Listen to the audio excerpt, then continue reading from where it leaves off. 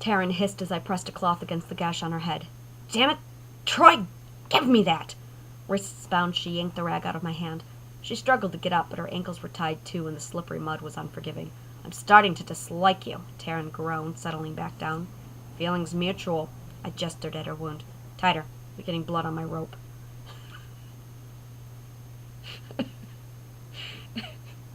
She responded with a rude gesture. I ignored it and squatted down in front of her. Pushing a cascade of mud-matted hair back from Taryn's eyes to make sure she could see mine, I said, I need something from you. Really? Taryn bit her lip. All you had to do was ask. Not that. I sat back on my heels, reaching into my shirt. I pulled out the shard of obsidian. Tell me why you want this. That abnormal, unwavering glare she had before we surfaced. To fix the circle. What circle? Almost like a song, she replied. A beautiful circle buried in the sand, seamless and whole, until you found it. Her expression tightened, her voice followed. The peace wasn't yours to take, Troy. An ancient artifact fashioned in the shape of a king's circlet, containing a bottomless well of magic. The crown of stones is the most remarkable piece of Shinree history ever recovered. It is the most important. And you broke it. My entire body stiffened. How can she know?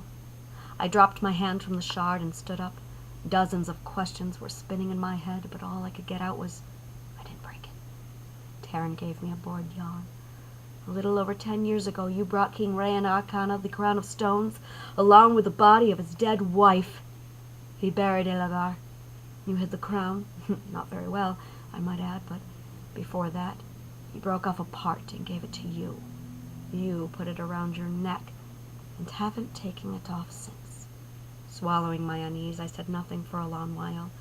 I went from being shocked to thinking about denying it, to deciding there was no point. You're right. Everything you said is true. But there were only 2 people in the room that day, and I've never spoken of it to anyone, neither would he. Not willingly. Fuck you, Taryn.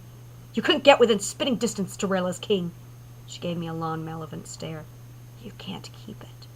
Though I can see where you might imagine you have a right to it. Before you, the crown was nothing but legend. You made it famous. Or is that infamous? She grinned. But you have it backwards, Troy. It's the crown that has a right to you. It staked its claim the day you wore it. Inquisitively, her gaze wandered over me. Odd, isn't it? Shinree have been wearing stones without incident for centuries, until your last little episode with a crown. Her eyes settled on their target, and she asked coyly, Did it hurt?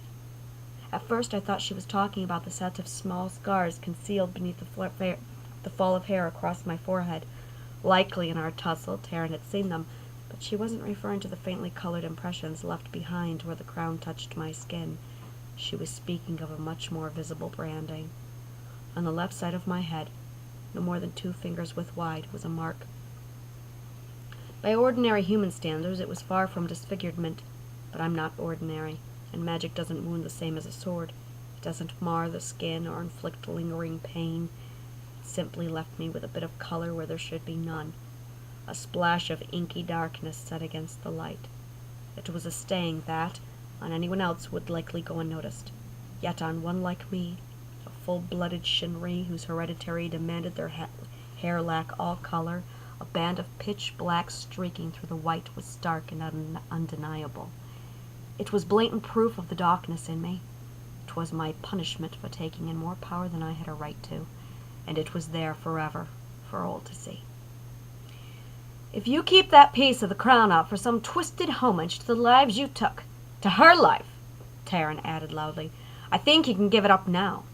Your precious Queen Elagar has been warming death's bed for a long time. She doesn't give a damn how many ways you bleed for her. Rage roared out of my throat.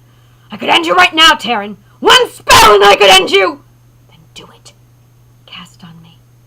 At the horror on my face, she smiled. You know how good it would feel? The heat, the swell, the release. It's been so long since you pulled it inside. One time won't hurt, and I promise I won't tell. You won't tell because you'll be dead. That's how it works. I cast, people die. Taryn leaned forward. Show me the violence in you. The power. You're crazy. I can hear your heart beating faster. See the heat building on your skin. Stop it. Need. She gasped, her breath quickening. It burns in your eyes. Shinree, it pounds in your head. Taryn's mad gaze tightened. Her voice dropped an octave. It twists in your stomach. Stop! I shouted, because the more Taryn spoke, the more my head began to hurt. Knots were forming deep in my gut, and my nerves were pulsing, crawling like a mass moving under my skin. On nothing more than Taryn's words, the abrupt urge to channel magic was on me, stronger and faster than it had been in a very long time. I took a breath, trying to rein myself in. Just look at you. Afraid to move, to think, like the slightest thing might drop you over the edge. A corner of Taryn's mouth lifted in amusement. I know what kind of Shinree you are. Battle skills, soldiery, and all that comes with it is the sole line of magic in your blood. You are born to do harm, so go on. Do it. I told you, I don't use magic anymore. But even saying it, I could feel something shift inside me. The ever-present thought of letting go, of releasing what I kept locked inside, was moving from the back of my mind right up to the front. Temptation was stirring. One spell, I thought. Just one and she'd be dead. The months of chasing would be over. I could return to the city of Kale, collect my pay, and move on, except I'd be moving on as a magic user. The thought left me cold. I can't. I've worked too hard to give in now. Swamp trailed off my legs as I stepped away from her. I wanted a moment to clear my head, yet as I put distance between us, my thirst for magic waned. A few more steps, it had disappeared completely. Seeing my confusion, Taryn let out a grunt. There's a reason your people are enslaved, Troy! A reason the Shinree have been kept drugged and stupid for the last 500 years. Do you know what it is? We're dangerous. You're pathetic. You're not looking so great yourself. Is that how you cope with quips and jokes? By acting like channeling magic doesn't get you hard? Bits of the ground flew off the ends of her hair as Taryn shook her head. You can't deceive me. I know what desire looks like. I've seen the faces of the Shinree healers when they cast, the pleasure that runs through them, the helpless need that brings the poor bastards to their knees. Her eyes raked over me. I want to see you that way, witch. Why? So you can kill me when I pass out after? There is that, she said with a knowing, provocative smile. But I've always wanted to know what it was like to pull power into your veins, to command it, to let it fill you. It must be wonderful. It is. Then how can you possibly control it? Feeling the aura in a stone is inborn for a Shinree. Yet only you, Troy, seem capable of resisting its call. Why is that? I don't know. I guess most aren't willing to. Most don't have a choice. When I didn't reply, her head cocked to the side. You aren't troubled by that? You accept the slave laws that regulate your people? I accept the alternative is too risky, allowing my entire race to be free to cast magic at will. Countless would die every day to feed our spells. So you think the Shinree should be condemned to live forever in captivity? Forced to serve, being bred and educated on the whims of their masters? My voice sprung up, but I was more annoyed at myself for indulging her. What the fuck do you want me to say, Taryn? I want you to say that drugging them is wrong. That the cannelid elixir given to the slaves doesn't just stop their magic. It numbs their senses. It steals their memory. Cannel takes away their ability to do harm, intentional or otherwise. It makes them mindless. What if it does? At least they're incapable of the things I've done. Taryn froze. You envy them. Oh, how interesting. It's not envy, exactly. It's unable to stop myself. The words just poured out. I'm not like them, Taryn. I wasn't born in some labor camp. I wasn't bred to sweep floors or plow fields. I was made as a weapon, a means for Rella's king to protect his land. And because of a deal Ray McKenna made with my mother, I'm locked on that course by a spell until the day I die. If Rella comes me to defend her, I go. I have no hope of living any other life, no choice but to do what I was made for. That's the cost of my freedom, Taryn. I know it. I live it. But some days it's just real hard to pay. I walked away.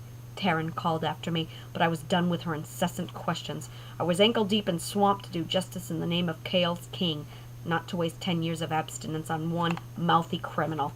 I should have gagged her, I mumbled. It was an offhand remark, but the idea stuck, and I found myself heading in the direction of my horse to find something to stuff in Taryn's mouth. It wasn't far. Fortunately, there were no straight lines in the swamp, and even less solid ground. As a result, what looked like a quick trek wasn't. Hopping from one scattering of rock to another, clinging to patches of vine-choked trees as I slogged through the endless gooey mire, I did my best to avoid the stagnant, winding streams that cut through the spongy ground like outstretched fingers. I wasn't sure what kind of creature it was that called the coiling waterways home, but I'd seen their dark shapes darting below the cloudy surface. More importantly, I'd seen the regurgitated remains of their dinner on the banks, and I wasn't interested in adding my bones to the pile. At last, reaching my dozing brown mare, I ran a gentle hand over her back. "It's all right, girl," I said softly. "We'll be leaving soon." Kia opened her eyes. Her response was a curt blow of air through her nose, and a head toss that was clear petulance. I didn't mind the attitude, though. Kia was one of the few constants in my life, and the only company I could tolerate for long, even if too many years with me had been made her moody. Picking clumps of mud from her mane, I yelled back at Taryn, "Where did you leave your mount? If the poor beast is still alive, I'll make sure she gets back to his owner." "That was pretty low, by the way," I added, jumping a one-legged old man. Taryn didn't answer. After a minute or two, I glanced over my shoulder. I figured she was unconscious or just sulking. I was wrong on both counts. Sloshing eagerly through a stream so deep it swallowed her thigh-high boots clear to the cuff, Taryn was free of her ropes and coming toward me. "That was fast," I said warily. "How'd you manage it?" Taryn stopped. She raised her right hand, displaying a ring on her second finger. The stone was large and red. The gleam it was giving off was far too brilliant to be natural. "Magic?" I heaved a sigh. "So that's how you stayed ahead of me all those months. That's what's been going on with your eyes and your voice." I ran a hand over my face, nodding at what perfect sense it made. "There's been a spell on me this whole time, making me follow you, making me passive, compliant, chatty even." She nodded. "Now you get it." My teeth ground in anger. My hand went to the sword at my hip. I came close to drawing the one at my back, but I wanted a free hand to wring her neck. "Who gave you the ring?" The stone she wore pulsed.